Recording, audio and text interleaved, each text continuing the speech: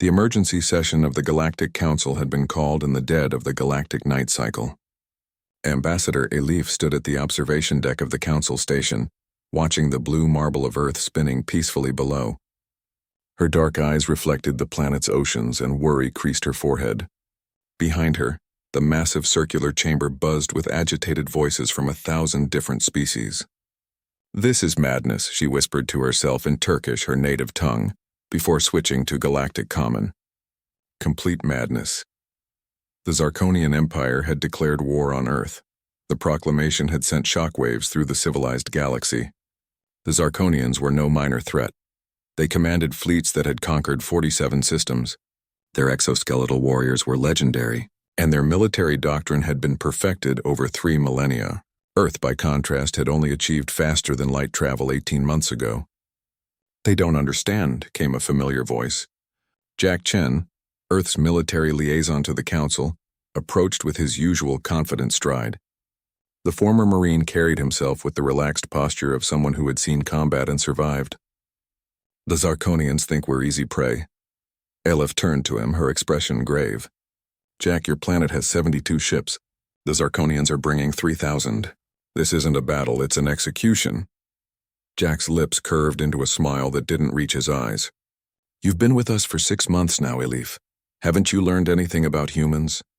Before she could respond, the Council chamber's attention focused on the central podium. High Chancellor Vreenak, a towering crystalline being whose body refracted light into rainbow patterns, called for order. The chamber fell silent.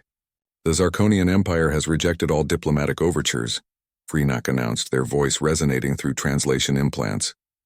"They will arrive at Earth in 48 standard hours. Ambassador Elif, as Earth's sponsor to this council, what is your government's position?" Elif approached the podium, her footsteps echoing in the vast chamber. She had spent a decade as a diplomat, representing the Turkish Republic on Earth before being selected as humanity's advocate to the stars. She had negotiated treaties, prevented wars, and built bridges between cultures. But this was different. "The Planetary Republic of Earth requests immediate military assistance from the Council," she stated formally. "We invoke Article 7 of the Mutual Defense Charter." A wave of uncomfortable shuffling rippled through the chamber. The Vexorian representative, a being resembling an oversized mantis, clicked his mandibles nervously. "With all respect, Ambassador Elif, Article 7 requires a 70% majority vote. And frankly, the Zarkonians are powerful. Many members fear retaliation. So you'll let them slaughter 8 billion people?" Jack's voice cut through the chamber like a knife.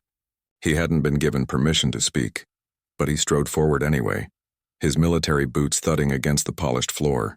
"Mr. Chen, you are out of order," Vreenak warned. "No, Chancellor. This council is out of order." Jack's eyes swept across the assembled aliens. "You invited us here. You gave us your technology, welcomed us to the galactic community, made us believe we were part of something greater. And now when we need you most, you're going to hide behind parliamentary procedure?" Elif touched his arm gently. "Jack, this isn't helping." But something had changed in the chamber. The representative from Kelios Prime, a lupine species known for their honor-bound culture, stood. "The human speaks with fire. Perhaps we should listen." Jack nodded respectfully to the Keliosian. "You want to know why the Zarkonians are attacking? Because we denied their mining rights in the asteroid belt. They wanted to strip mine our solar system, and we said no. That's it. That's the whole reason. And every species in this chamber knows that if you let the Zarkonians do this, you're next." "Bold words from a species barely off their homeworld," sneered Commander Zarthok, the Zarkonian military attaché, his chitinous armor gleaming under the lights. "Your primitive vessels cannot stand against the might of the Empire. Surrender is your only logical option." Jack's smile widened, and Elif felt a chill run down her spine. She had seen that smile before during their strategy sessions. It was the smile of someone holding a winning hand. "Commander," Jack said softly, "you've studied human history, right? Before you declared war, we have reviewed your pathetic military records. Your largest conflicts involved chemical propulsion and nuclear fission, kindergarten technology. Then you know we fought each other for thousands of years." Jack began walking slowly around the podium, and Elif noticed other council members leaning forward. "We fought with sticks and stones, then bronze and iron, gunpowder, machine guns, nuclear weapons. We fought in trenches, in jungles, in deserts, in cities. We fought in winter and summer, on land and sea and air. We fought when we were starving, when we were outnumbered, when every logical calculation said we should surrender. He stopped directly in front of Zarthok. And you know what we learned, Commander? We learned that logic doesn't win wars. Determination does. Adaptability does. Sheer bloody-minded refusal to quit does. Zarthok's mandibles clicked, and what Elif had learned was Zarkonian laughter. Your passion is admirable but meaningless. In 48 hours, Earth will be ours. No, Elif said quietly, surprising herself. It won't. The chamber turned to her. She had spent 6 months on Earth, observing, learning, trying to understand these strange, violent, brilliant, contradictory humans. She had watched them argue and fight and somehow find common ground. She had seen their art, heard their music, tasted their food. Thousands of cultures blending and clashing and creating something entirely new. I came to Earth expecting barbarians, she continued, her voice growing stronger. I found poets who dream of stars, warriors who weep for fallen enemies, scientists who ask why not.